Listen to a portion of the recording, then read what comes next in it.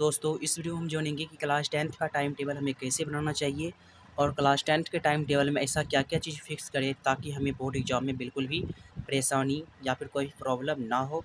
तो दोस्तों चलिए वीडियो को शुरू करते हैं।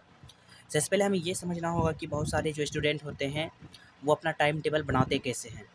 किसी किसी को आप देखते होंगे वो इस तरह से लिख देते हैं कि मैं 4 बजे जगूँगा, मैं 4 बजे जगूँगा, फिर जो अपना काम होता है जैसे टूथब्रश करना, बाथरूम जाना, ये सब अगरम-बगरम जो भी चीज़ है वो सब करके फिर पढ़ने बैठूँगा, ऐसे करके मान लीजिए वो भाषा की तरह अपना जो है ना रूटीन बनाते हैं। ये जो भाषा की तरह रूटीन बनाते हैं यह एक तरह से मानिए तो कहानी की तरह बन जाता है। कैसा? कहानी की तरह। दोस्तों जो शुरुआती में जो पहला बार रूटीन बनाते हैं वो इसी तरह से, जिसको आइडिया नहीं होता है कि हमें रूटीन बनाना कैसे है, अपना टाइम टेबल बनाना कैसे है, वो फर्स्ट टाइम ऐसे ही बनाते हैं। लेकिन दोस्तों जब वो एडवांस यानी कि थोड़ा सा और एक्स्ट्रा जब उसके पास नॉलेज आ जाए या फिर उसको कोई बताए कि रूटीन ऐसे नहीं बल्कि रूटीन ऐसे बनता है, यानी टाइम टेबल ऐसे बनाया करो। जैसे हम यहाँ पे लिख रहे हैं टाइम टेबल में, जैसे कि 4 से 5 हमें एक्सरसाइज हो गया, एक्सरसाइज, फिर 5 से 6 के बीच में वॉकिंग, रनिंग, प्लस में रनिंग,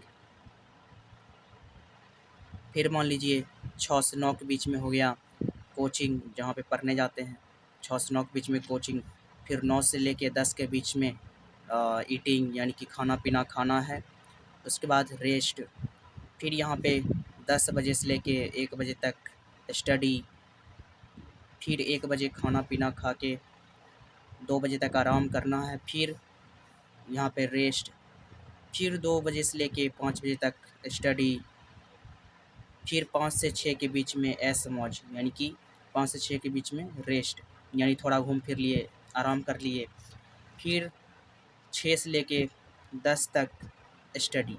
बहुत सारे टाइम टेबल ऐसे ही होते हैं, यानी कि अपने अपने तरीके से सभी अपना अपना टाइम टेबल बनाते हैं। तो दोस्तों आप जैसे टाइम टेबल बनाएं हमें उनसे कोई भी दिक्कत नहीं है, लेकिन हम आपको यही बताएंगे अगर आप क्लास 10th में हैं तो कुछ ऐसे टाइम टेबल को अपने रूटीन में फिक्स करें जिनसे आपको बहुत सारा फ़ायदा है। जैसे कि पहला पॉइंट है दोस्तों 3 हावर राइट, 3 हावर राइट।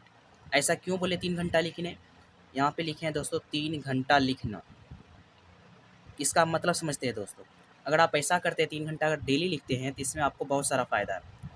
जब आप एग्ज़ाम देने जाइएगा तो वहाँ पे आपको लिखना पड़ेगा, ना कि सुनाना। जब आपको लिखना पड़ेगा, अगर आपको लिखने की हैबिट है, लिखने का आदत है 3-3 घंटा तक, तो आप जो है वहाँ बोर्ड एग्ज़ाम में बहुत जल्दी अपना क्वेश्चन बना के बैठ जाइएगा। ये इसका मेन पॉइंट है दोस्तों 3 घंटा लिखने का, और आपका हाथ भी दर्द नहीं करेगा। दूसरा पॉइंट आता है दोस्तों 4 से 5 घंटा रीडिंग। अब 4 से 5 घंटा रीडिंग हम क्यों बोले? 4 से 5 घंटा रीडिंग इसलिए बोले क्योंकि संस्कृत हो गया, साइंस हो गया, सोशल साइंस हो गया और हिंदी, ये सब जो बुक है दोस्तों, ये इन सभी बुक को आप याद भी कर सकते हैं। जैसे कि संस्कृत में बहुत सारा आंसर क्वेश्चन होगा, उसको आप याद कर सकते हैं। साइंस में बहुत सारा डिफिनीसन, परिभाषा, उसको भी याद कर सकते हैं। सोशल साइंस में भी वही हाल है। सोशल साइंस में ऑब्जेक्टिव हो गया, भले उसका सब्जेक्टिव क्वेश्चन कहानी की तरह आप रटे नहीं, लेकिन बहुत सारा क्वेश्चन आप इसमें भी याद कर सकते हैं। और हिंदी का भी याद करना पड़ेगा आपको, काव्य खंड ख का, जिसमें कविता के बारे में बताया गया है। दोस्तों हम इसलिए इसमें बोले 4 से 5 घंटा रीडिंग। अगर आप 4 से 5 घंटा रीडिंग करते हैं तो आपका पूरा याद करने वाला जो है वो कंप्लीट। और मैथ जो है दोस्तों उसको आपको प्रैक्टिस करना चाहिए, प्रैक्टिस। तो आप आगे जानते हैं कम से कम दोस्तों 2 घंटा मैथ को देना चाहिए, कम से कम 2 घंटा मैथ। क्यों बोले दोस्तों? क्योंकि क्लास 10th में अधिकांश स्टूडेंट को मैथ में ही क्रॉस लगता है, मैथ में ही कम नंबर आते हैं, इसलिए ख़ास तौर पे 2 घंटा मैथ को देना ही चाहिए, ताकि आपका मैथ अगर मजबूत है तो बाकी ये चारों जो सब्जेक्ट है इसको आप याद करके रट कर भी पास कर सकते हैं। लेकिन अगर मैथ याद नहीं कर सकते, मैथ को सिर्फ प्रैक्टिस कर सकते हैं, इसलिए 2 घंटा इस पे देना बेहद ही ज़रूरी है। अब चौथा पॉइंट है दोस्तों, हमें डेली प्रैक्टिस करना चाहिए। Daily practice, practice model paper, यानी कि मॉडल पेपर लेना चाहिए, उसको डेली प्रैक्टिस करना चाहिए, ये भी अपने रूटीन में बांध दे, ठीक ना। अब पाँचवा पॉइंट है दोस्तों कि खुद से होमवर्क ले, सेल्फ होमवर्क, यानी कि खुद से होमवर्क लेना है और खुद से बनाना है और खुद से चेक करना। उसको हम कहते हैं दोस्तों सेल्फ होमवर्क, यानी कि जब हम खुद से होमवर्क लिए, खुद से बनाएँ, तो हमें खुद पता चलता है कि हम कितनी देर में क्या-क्या कर पाते हैं। और छठा पॉइंट है दोस्तों टेस्ट प्लस में रिवीजन। अपना डेली टेस्ट लें और डेली रिवीजन करें। अब टेस्ट और रिवीजन का क्या फ़ायदा, अगर आप टेस्ट लेते हैं तो आपका पता चलेगा कि आप कितना जानते हैं, कितना नहीं जानते हैं। और रिवीजन से क्या फ़ायदा होगा कि आप जो भी चीज़ पढ़िएगा वो हमेशा आपको याद रहेगा। अगर आपको ये वीडियो पसंद आया दोस्तों, चैनल को सब्सक्राइब जरूर करें और कमेंट में जरूर बताएं कि इस वीडियो का कौन सा पार्ट आपको अच्छा लगा। मिलते हैं अगले वीडियो में।